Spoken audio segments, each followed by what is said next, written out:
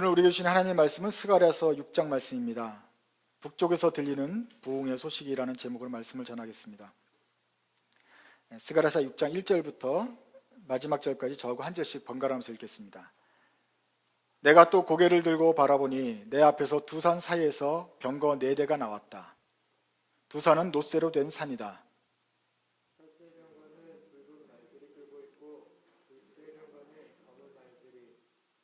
셋째 병거는 흰 말들이, 넷째 병거는 얼룩 말들이 끌고 있었다. 말들은 모두 건장하였다.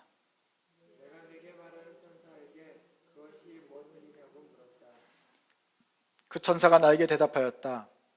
그것들은 하늘의 내 영이다. 온 세상을 다스리시는 주님을 뵙고서 지금 떠나는 길이다. 검은 말들이 끄는 병거는 북쪽 땅으로 떠나고, 흰 말들이 끄는 병거는 서쪽으로 떠나고, 얼룩 말들이 끄는 병거는 남쪽 땅으로 떠난다. 그 건장한 말들이 나가서 땅을 두루 돌아다니고자 하니 그 천사가 말하였다. 떠나거라, 땅을 두루 돌아다녀라. 병거들은 땅을 두루 돌아다녔다. 천사가 나를 보고 소리치면서 말하였다. 북쪽 땅으로 나간 말들이 북쪽 땅에서 내 마음을 시원하게 하였다. 주님이 나에게 말씀하셨다. 너는 사로잡혀간 사람들 곧 헬베야, 도비야와 여다야에게서 예물을 받아라. 그들이 바벨론에서 와서 지금 스바냐의 아들 요시야의 집에 와 있으니 너는 오늘 그리로 가거라. 너는 은과 금을 받아서 그것으로 왕관을 만들고 그것을 여호사닥의 아들 여호수아 대제사장의 머리에 씌워라.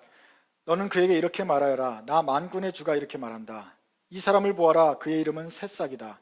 그가 제자리에서 새싹처럼 돋아나서 주의 성전을 지을 것이다.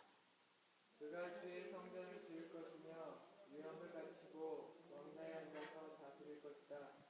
한 제사장이 그 왕자 곁에 설 것이며 이 두 사람이 평화롭게 조화를 이루며 함께 일할 것이다.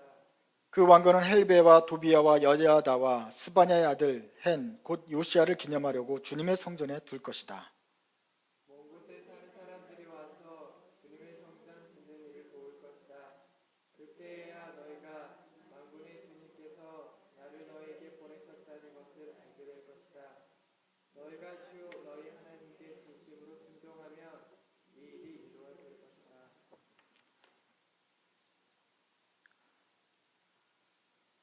기독교의 부흥이라는 게 있습니다. 리바이벌이 있는데 그 부흥이라는 것은 어떤 영적인 어떤 부흥을 말하는데 개인에게 올 수도 있고 전체에게도 올 수 있습니다. 리바이벌이 올 때는 한번 와가지고 계속 머무는 것이 아니고 이렇게 왔다가 또 가고 또 왔다가 가고 이렇게 쌓인 곡선을 그립니다. 미국의 부흥이 여러 차례 있었습니다. 미국의 조나단 에드워드가 있을 때는 1차 대각성 부흥이 있어서 그때 컬러니 지역에서 부흥의 물결이 휩쓸었습니다. 그때로부터 150년 동안 계속해서 200년 동안 이 부흥이 지속된 게 아니고 1차 대각성 물결이 지나갑니다. 그러다가는 다시 찰스 피니를 중심으로 2차 대각성 운동이 벌어집니다.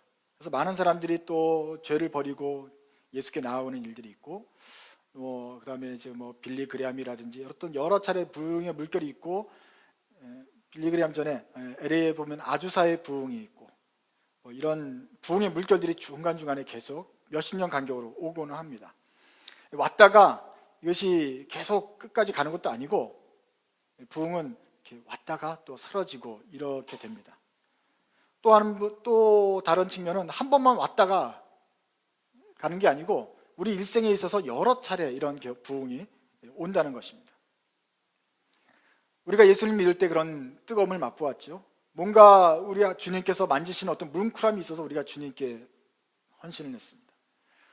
예수님을 만난 다음에 그것으로 평생 먹고 사는 게 아니고 중간중간에 하나님이 또다시 만지시는 그런 기회가 있습니다. 갑자기 마음이 뜨거워지고 신앙생활에 불이 붙고 속력이 나는 그런 계기가 있는 것입니다. 평상시는 또 일반적으로 성장을 하는 것처럼 보입니다.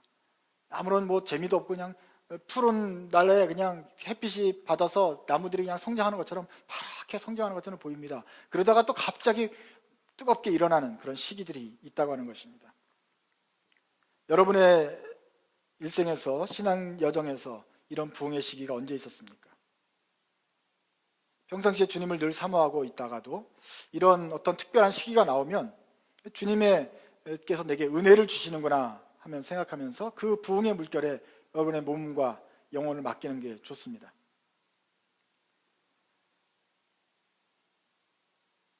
오늘 우리 스가랴서 6장 말씀을 통해서 이러한 부흥이 이스라엘에 오는 때를 한번 살펴보길 원하고 그걸 통해서 우리의 삶을 한번 돌아보길 원합니다. 스가랴서 6장 1절부터 8절까지의 또 환상을 보는데 이번에는 그 병거 전차 4대가 나옵니다. 말이 여러 마리가 그 병거 한 마리를 끌고 그 뒤에 단 사람이 이제 나가는 어떤 전투 병기인데 그 병기가 산 두 사이에서 4대가 나옵니다. 그리고 붉은 말, 검은 말, 흰 말, 얼룩말 4마리 나옵니다. 그런데 이번은 나와서 온 땅을 두루 다니면서 이제 돌아본다 하는 그런 환상입니다. 스가랴서를 여러분 읽어보시면 이 환상이 낯설지 않을 것입니다. 전에 한번 이런 비슷한 환상을 본 적이 있죠. 스가랴서 1장에서 했습니다. 거기서는 거의 이것과 비슷한 환상이 나오는데 다른 것이 있다고 한다면 전차로 여러 마리 동시에 나오는 것이 아니고 말 딱 한 마리씩 4마리가 나옵니다. 붉은 말, 검은 말, 흰 말, 얼룩말 나와가지고 전 세상을 동서남북 사방으로 돌아다닙니다. 근데 이번에도 똑같은 환상이 나옵니다. 근데 그때 1장에서는 그 4마리 나와가지고 사방으로 돌아다닌 다음에 다 돌아와서 이렇게 보고를 합니다. 하나님, 천사여, 온 땅을 돌아다녀 보니 세계가 다 조용하고 평안합니다. 조용하고 평안하다. 조용하고 평안하면 좋은 줄 알았는데 그게 아니라 이스라엘을 핍박하던 그 열국이 조용하고 평안하면 되겠느냐. 그러면서 하나님이 화를 내세요. 내가 너희들에게 그 거짓스럽고 조용한 거, 이스라엘이 지금 내 아들 이스라엘이 핍박받고 있는 이것을 내가 그냥 보지 못하겠다. 이제는 내가 예루살렘을 재건하고 이스라엘 백성과 함께 있어서 너희들을 위로하겠다. 그 말은 다시 말하면 이 열국들의 평안을 내가 깨뜨려버리고 너희들을 심판하겠다 이런 뜻입니다. 하나님이 그때부터 이제 이스라엘을 회복시키는 그런 모습을 계획을 보여주시는데 역시 스가랴 6장에서도 같은 내용입니다. 병거 4대가 나와서 사방을 둘러봅니다. 동서남북 사방으로 떠나고 다시 돌아옵니다. 그런데 조금 다른 게 있습니다. 그것이 8절에 나옵니다. 천사가 나를 보고 소리를 치면서 말하였다. 북쪽 땅으로 나간 말들이 북쪽 땅에서 내 마음을 시원하게 하였다. 1장과 똑같은 말인 똑같은 환상인데 조금 다릅니다. 그러니까 음악으로 치면 이건 변주곡입니다.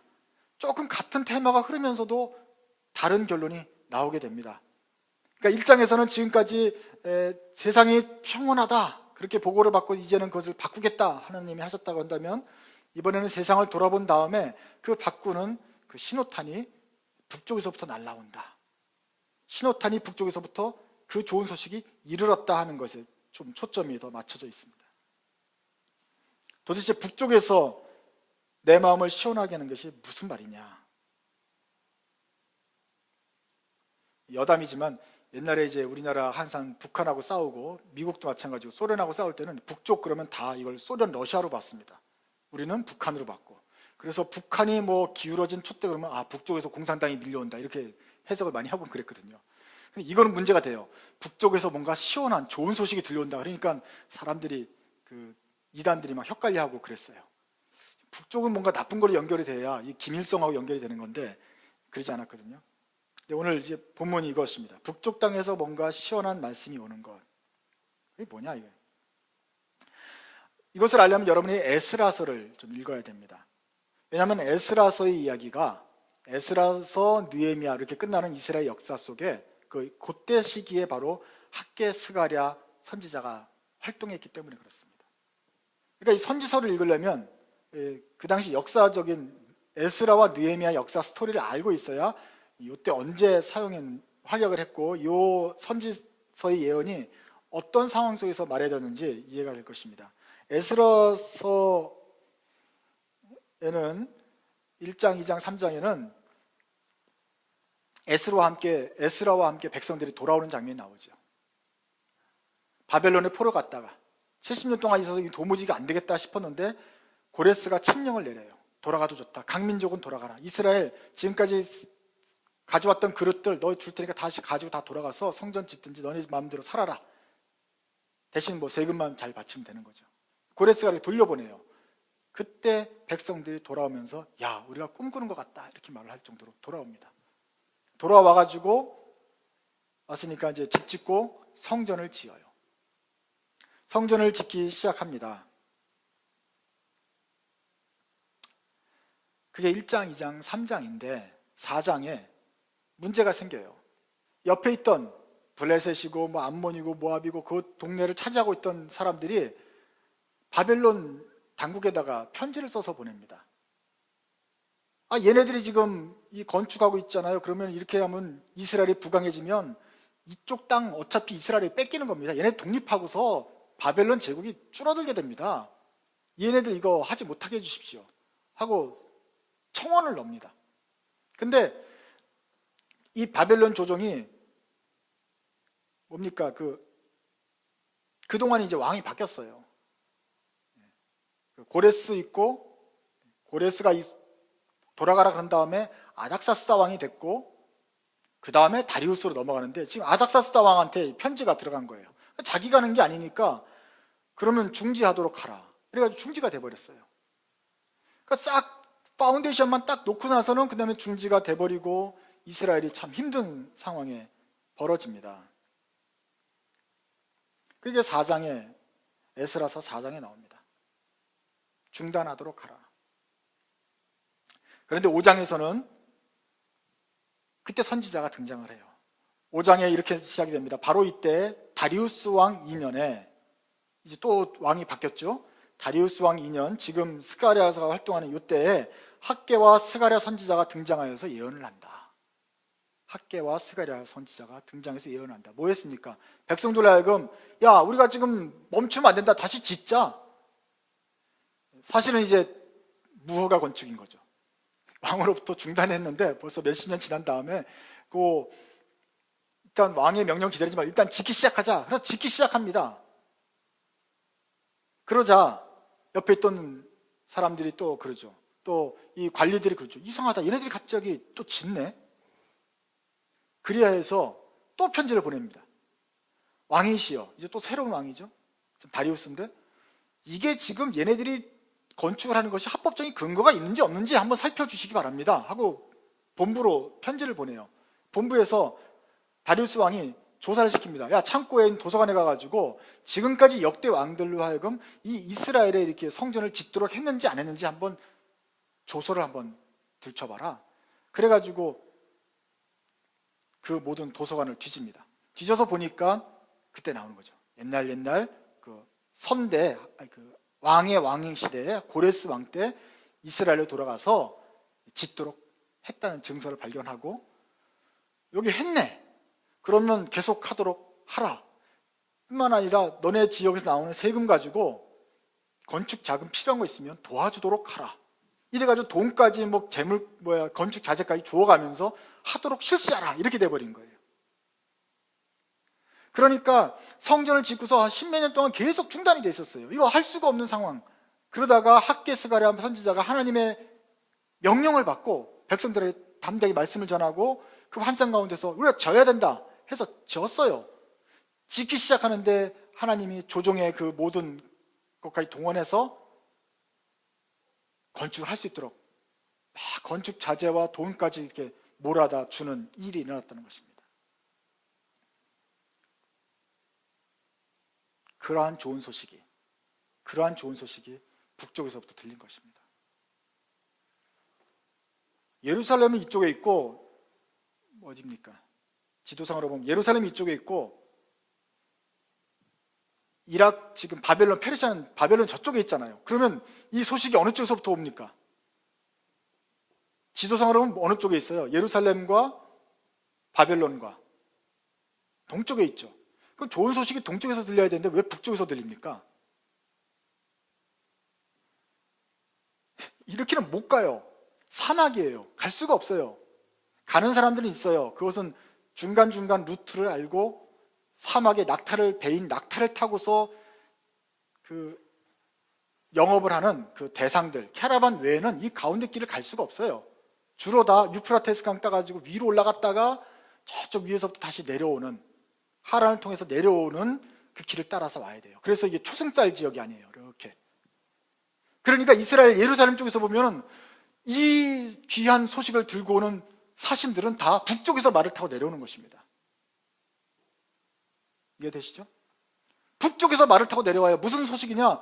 왕이 드디어 허가했다. 너희들 성전을 지어도 된다. 공식적으로 이제 무허가가 아니라 진짜 허가를 받은 거예요. 그리고 여기서 난 세금들, 뭐 암몬 족속, 블레셋 족속, 야 너희들 이쪽 동네에서 받은 세금 다 이리로 줘가지고 성전 짓는 거 후원하도록 해. 이런 좋은 소식이 들려온 것입니다. 지금까지는 야 새싹이 날 것이다, 이제 할 수 있을 것이다 막 이러다가 여기선 드디어 좋은, 완전히 정부의 허가가 떨어지는 그런 소식이 들려오는 것입니다. 이게 기적이죠. 이스라엘 백성들이 정말 필요했던 도움을, 하나님의 도움을 하나님이 왕을 통해서 이스라엘에게 보쳐주십니다. 그때 이제 백성들은 학개서가랴 선지자들이 했던 이 말씀이 진짜로 하나님께서 나온 것이구나, 하나님께서 진짜로 우리나라를 우리와 함께 계시는구나 하는 것을 경험할 수 있었습니다. 그 다음 9절부터 마지막 절까지는 이제 헬데와 도비야와 여다야라는 사람이 있는데 거기 가서 그 사람들한테 금은을 받아다가 왕관을 만들어라. 그래서 이것을 가지고 여호수아 제사장에게 씌워줘야 된다. 그러자 이제 여호수아 제사장이, 지금까지 성전도 없는 제사장 아니에요, 관을 씌우고서 성전이 세워지면 하나님께 제사를 드리고 제사장 직무를 행하면서 하나님 나라를 세울 그런 준비를 갖추게 됩니다. 여호수아 제사장 이름을 다른 말로 뭐라고 말합니까? 12절 보니까 그의 이름은 새싹이다. 뉴 브랜치가 나온다. 얘는 뉴 브랜치 여호수아 대제사장이다. 지금 너희들이 그루터기 잘린 것처럼 완전히 싹둑 잘린 형편이 되었다. 그런데 70년 동안 잘렸던 그 가지, 그 나무터기에서, 그루터기에서 새로운 가지가 솟아난다. 이게 여호수아 같은 여호수아다, 새싹이다 그랬어요. 그래서 스가랴 3장에서도 그랬죠. 새 순이 나올 것이다. 근데 그 바로 새 순이 하나님께서 이제 새로 행하실 일, 그 일에 앞장설 여호수아 제사장, 그것을 말합니다. 이제 하나님께서 이제 제대로 다시 시작하신다는 구체적인 도움들이 이스라엘에게 아주 분명하게 나타나는 시간입니다.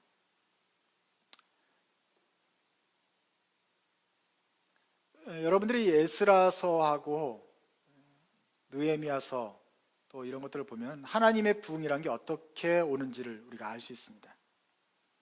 생각을 안 하고 성경을 안 보고 그냥 좋은 것만 받아들이는 사람들이 있어요. 그 사람들은 부흥 그러면 좋다고 생각합니다. 부흥 주소서, 부흥 왔으면 좋겠다, 부흥 뭐 우리 늘 부흥 이러는데 그 부흥이 그렇게 쉬운 것이 아닙니다. 이스라엘 역사를 한번 보세요. 포로로 갔다가 돌아오는 것 자체가 좋은 것입니까, 나쁜 것입니까? 좋은 것이죠. 근데 돌아오는 게 한 번으로 이루어졌습니까? 돌아오면 다 끝입니까? 그러지 않았습니다. 바벨론으로 갔다가 돌아오면서 이스라엘 백성들이 그 고레스의 칙령을 듣고 오면서 야, 우리가 꿈꾸는 것 같다. 이게 꿈이냐 생시냐? 우리 할아버지 그 땅으로 돌아오다니. 아니면 정말 거기서 나이 든 사람은 내가 사로잡혔던 그 땅에서 70년 동안 여기서 지내다가 다시 내 고국으로 돌아오게 될 줄 내가 생각도 못했다, 이러면서 돌아오는 거예요. 정말 기적 같은 일이 일어났어요. 하나님의 부흥이라고 칩시다. 기적이죠. 근데 와보니까 현실이 어떻습니까? 잿더미예요. 그때 솔로몬의 성전 다 무너지고요, 솔로몬의 성전에 입혔던 금 그거 다 베껴갔거든요. 완전히 폐허가 그런 게 없어요. 있던 포도나무 다 자르고 다시 이스라엘이 자생할 수 없을 정도로 파괴를 시켜버리고 그 중에서 똑똑한 사람도 데려가고 했기 때문에 남아있는 땅은 완전히 잿더미인 것입니다. 그 잿더미에 70년에 다시 돌아왔으니 무거워지고 무성하고 완전히 폐허가 된 땅에 와서 살려니 힘들잖아요.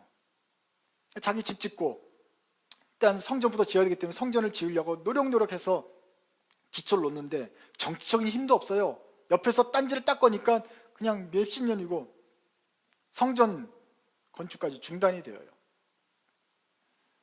그 없는 힘에서 성전 건축을 하자까지도 얼마나 힘들었어요. 성전 건축하자! 그리고 기초를 놨는데 그것도 기초 놓는 것도 세레모니가 있잖아요. 기초일까지도 왔다 박수 쳤는데 그나마 또 중단이 되니까 또 낙심이 돼요. 우리가 왜 하겠나. 바로 이런 시점에서 하나님이 선지자를 보내십니다. 학개와 스가랴를 일으키십니다.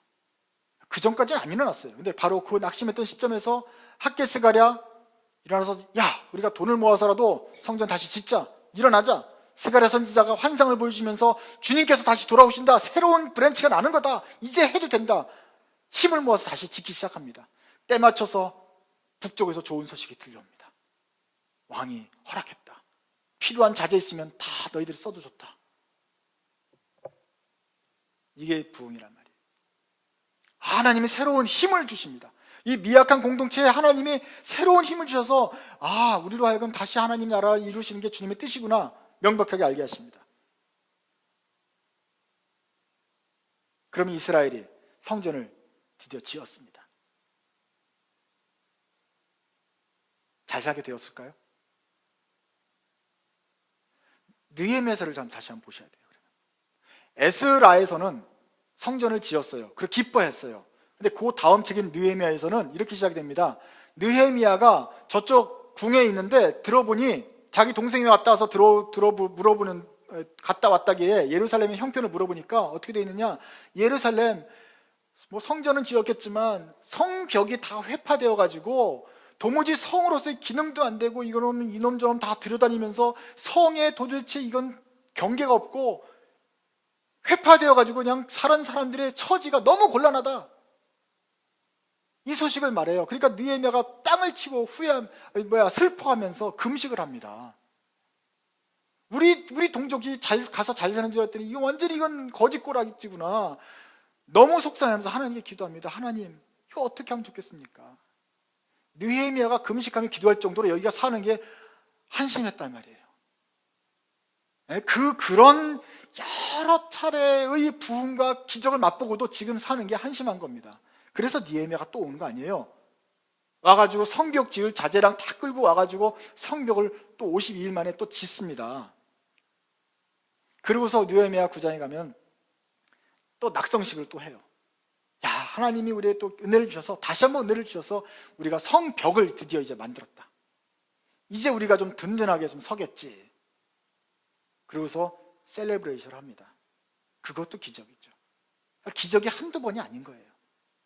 여기서 다시 이스라엘의 부흥이 일어났습니다. 근데 느헤미야가 9장 10장에서 끝난 게 아니라 그랬죠? 13장까지 가는 거예요. 육체적인 돌로 된 성벽은 다 쌓았어요.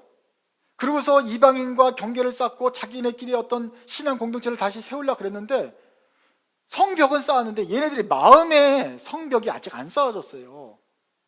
그래가지고 도비야랑 얘네들이랑 계속 통혼을 하고 결혼을 하고 막 이웃 사고 팔고 안식일을 지켜야 되는데 안식일날 물건 뒤에 가서 예배 끝나가서 또 사고 팔고 이러니 제대로 율법을 지키는 마음이 생기지 않았어요.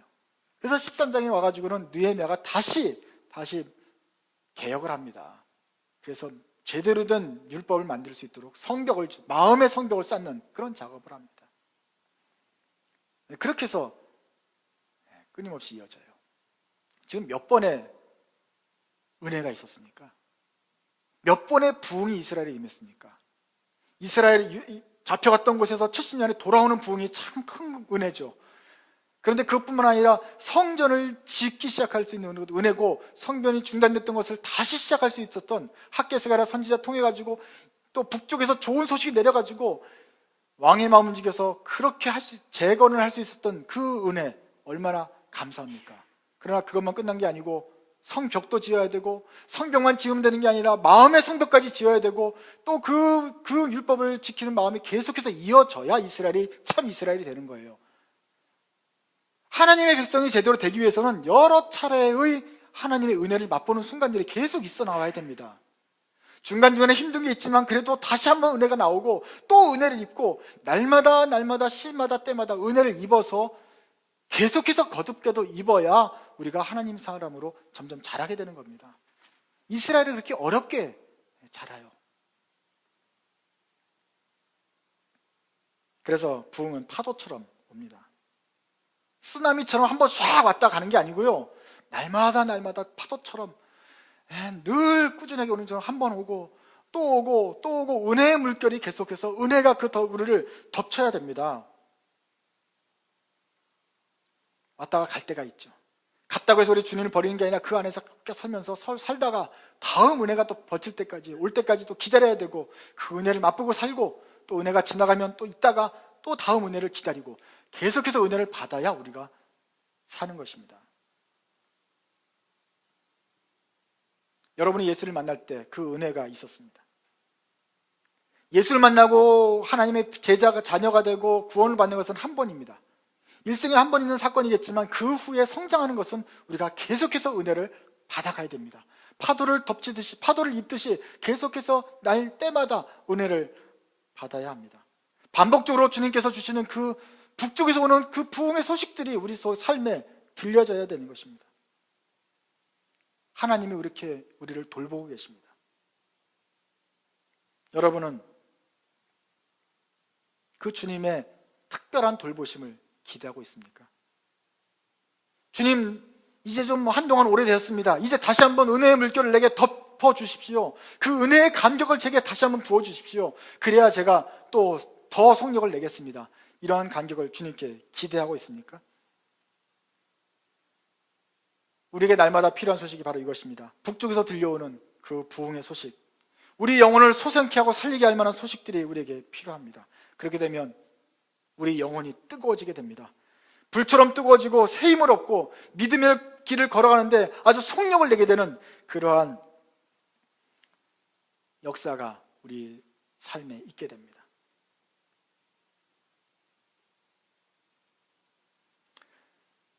작년 가을에 제가 미시간에 갔었습니다. 간 김에 거기에 있는 칼빈 신학교 학생들하고 동료들에게 말씀을 전할 기회가 있었습니다. 21세기 목회 환경이 많이 바뀌었고 신학생들이 어떻게 준비해야 될 것이 좀 바뀌었기 때문에 그 사람들의 미래 준비, 또 바울이 자비랑 사역을 하는 것이 우리에게 어떻게 새로운 의미를 갖는지, 이런 주제로 말씀을 전하려고 사도행전 18장 본문을 준비했습니다. 찬송을 하고 있고 설교 시간이 다 되어 가는데, 이제 그 전에 마지막으로 제가 다시 한번 준비하려고 본문을 읽었습니다. 이 말씀이죠. 사도행전 18장 9절 10절인데, 고린도에서 사도 바울이 그 자비랑으로 사역을 하고 이렇게 하면서 텐트를 기으면서 자기 생활비를 마련하면서 고린도 교회를 개척하던 시절의 이야기입니다. 그런데 하나님께서 그에게 꿈을 주세요. 9절입니다. 그런데 어느 날 밤에 환상 가운데 주님께서 바울에게 말씀하셨다. 무서워하지 말아라. 잠잠고 있지 말고 끊임없이 말하여라. 내가 너와 함께 있으니 아무도 너에게 손을 대어서 해하지 못할 것이다. 이 도시에는 나의 백성이 많다. 전도도 안 되고 고린도 교회 문제도 많은 이 도시에 주님께서는 너를 해칠 사람이 없다. 그러니까 중단하지 말고 끊임없이 외쳐라. 이 도시에는 내 백성이 많다. 하나님의 구원받을 백성들이 많다. 그러니 너는 외쳐라 라고 말씀하시는 것입니다. 이 본문은 바로 제가 대학교 1학년 때 은혜를 많이 받았던 말씀입니다. 그때 전도를 하려고 하는데 참 두려웠어요. 두렵고 이거 어떻게 하겠나 했는데 그때 읽었던 말씀이었습니다. 그때 읽었는데 마치 저에게 하나님이 귓가에 서서 해주신 말씀처럼 그렇게 크게 다가왔던 말씀인데, 그래서 이 말씀을 듣고 제가 힘을 내어서 전도할 수 있었는데, 오랜만에 이 말씀을 가지고 설교하기 위해서 제가 준비하는 그 직전에 설교를 해야 될 그 직전에 이 말씀을 다시 읽는데 제 눈에서 눈물이 흘러내리기 시작했습니다. 마음이 뜨거워지고 다시금 하나님께서 이 말씀을 제게 주시는 것 같은 그런 마음이 들었습니다. 제 눈에서 눈물이 흘러냈다는 것은 기적적인 사건입니다. 이해되시죠? 어떤 사람은 그냥 흘리지만 제 눈에는 아주 귀한 눈물이에요. 가끔가다 오는, 날마다 오는 게 아니기 때문에 제가 그걸 압니다. 그래서 하나님이 제 마음을 만지셨고, 이것이 참 알게 모르게 무슨 뭐 묵상을 계속 해가지고 뭐 머리를 짜냈다는 게 아니고, 읽는데 하나님이 마음을 만지시고 뜨거워지게 하시고 갑자기 눈물이 나오게 하셨어요. 여러 가지 생각이 나는데, 옛날에는 제가 우리 학교에서 어떻게 전도할까 생각했다고 한다면, 이번엔 다시 보면서 우리 시애틀 드림교회와 우리 드림교회 사역이 생각나면서 하나님께서 이 도시에 내 백성이 많으니 두려워하지 말고 잠잠히 하지 말고 외쳐라, 이렇게 주시는 말씀처럼 들렸습니다. 근데 얼마나 좀 상황이 좀 난처한지 몰라요. 예배를 시작하고 찬양 인도자가 찬양을 하고 있는데 저는 저 옆에서 설교를 마지막으로 준비하고 있는 거 아닙니까? 사람들이 다 같이 보고 있어요. 근데 내가 옆에서 청승맞게 주르르 눈물을 흘리고 있으니까 오해밖에 딱 알맞은 상황이었습니다. 저 김범수 저거 이제 칼빈에 있다가 몇 년 있다가 시애틀 갔다 오더니 얼마나 여기 이 학생, 한인 학생의 예배 자리에서 서는 게 얼마나 감격스럽길래 저렇게 눈물을 짜고 있는가.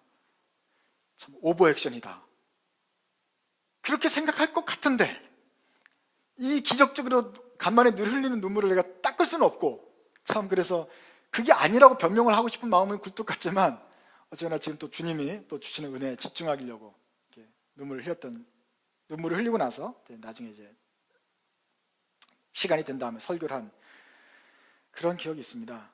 그래서 제 말은, 그게 사람의 생각 같으면 좀 이따가 흘렸을 텐데 주님께서 그때 또 말씀하셨기 때문에 어쩔 수 없이 그때 눈물을 흘리고 생각을 해야 될 시기였다고 생각을 하는데, 그래서 제가 더 이건 정말 주님께서 그렇게 하셨다 생각이 드는 것입니다.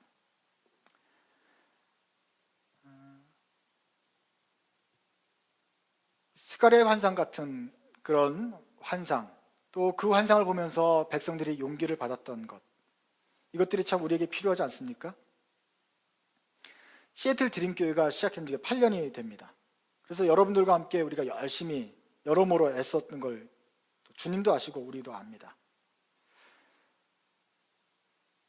그때 애썼던 것은 그때이고, 그러나 2013년도 지금 여름은 어떻습니까?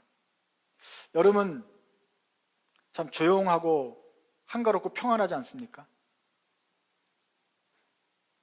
평안하고 한가로운 것이 이거 참 쉬기 좋다 생각하고 안식하기 좋다 생각하면 좋겠지만, 어쩌면 하나님께서 보시기에 마치 스가랴서 1장에서 말을 보내면서 사방으로 보내는데 사방이 평온하고 조용하다, 이것을 하나님이 좋게 보지 않으셨던 것과 같은 상황은 아닙니까?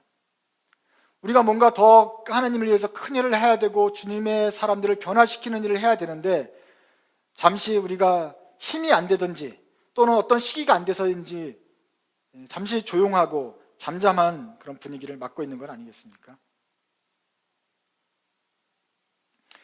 기초를 놓고 나서 주님의 성전을 이루고 싶지만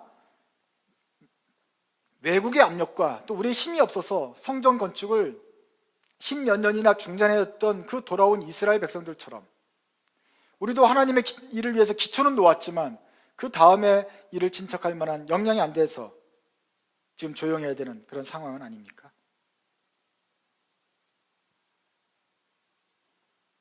바로 이때 주님의 환상이 필요한 때입니다. 다시 한번 우리가 주님의 환상을 통해서 사방으로 흩어지는 말을 보고 주님의 사자가 돌아와서 북쪽 땅에서 내 마음을 시원하게 하였다, 이런 좋은 소식이 우리에게 들려지면서 우리의 힘이 아니라 하나님의 올리브가지 감람나무로부터 흘러내오는 기름을 받아서 다시 한번 사역을 시작하고 촛불에 등대에 불을 밝히는 그런 일이 일어나야 되지 않겠습니까? 우리 힘으로 하는 것은 한계가 있습니다. 바로 그때 주님의 도우심과 환상과 북쪽에서 들려오는 그 기쁜 소식이 우리에게 필요한 것입니다. 그러면 하나님께서 도우셨다는 것을 우리가 알게 될 것입니다. 그러면 우리의 심령이 자기도 모르게 뜨거워진다면서 우리 개인에게 부흥이 임하고 우리 공동체가 그 부흥의 물결에 휩싸이는 그런 일들이 일어나게 될 것입니다. 그렇게 되면 우리 속에서 다시 한번 새 가지가 돋을 것이고, 우리가 일하는 것이 하나님의 새로운 기름 부으심이 있다는 것을 우리가 알게 될 것이고, 성전을 건축할 때 먼 곳에 사는 사람들이 와서 주님의 성전 일을 도우는 것처럼, 그것을 통해서 이 일은 하나님이 하셨구나 하는 것을 알게 되는 것처럼, 우리가 기대하지 않았던 사람들이 와서 주님의 일을 같이 도우실 때 우리는 드디어 하나님께서 우리와 함께 이 일을 하시는구나 확신할 수 있게 될 것입니다.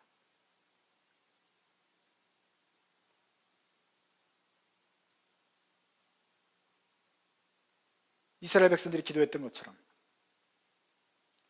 이제 우리 힘으로는 할 수 없으니 하나님께서 일해 주십시오 하고 기도했던 것처럼 우리도 다시 한번 주님께서 기름 부어주시도록 기도하기를 원합니다. 주님, 북쪽에서부터 좋은 소식 들려오는 것처럼 우리가 할 수 없는 우리 범위 밖에서 주님의 도우심을 부어주십시오. 주님의 기름을 부어서 그 주님의 힘을 가지고 우리가 빛을 발할 수 있도록 도와주십시오. 저희의 기름이 떨어졌습니다. 그러나 주님의 기름이 무한할 줄 믿습니다. 그 무한하신 기름을 이제 부어주십시오. 우리가 기도하면 주님의 때에 주님께서 그 백성을 이끌어 주실 것입니다. 우리가 이번 여름에 함께 기도하기 원합니다. 주님, 우리를 향한 주님의 계획이 무엇입니까? 우리를 향해서 주님께서 부어줄 수 있는 그 능력의 크심이 얼마입니까? 우리 개인과 우리 가족과 우리 공동체에 다시 한번 부흥의 물결, 하나님의 그 뜨거운 성령의 기름 부음을 부어주십시오. 우리 그루터기에서 새 손을 나게 해주십시오. 같이 기도하기 원합니다. 기도하십시다.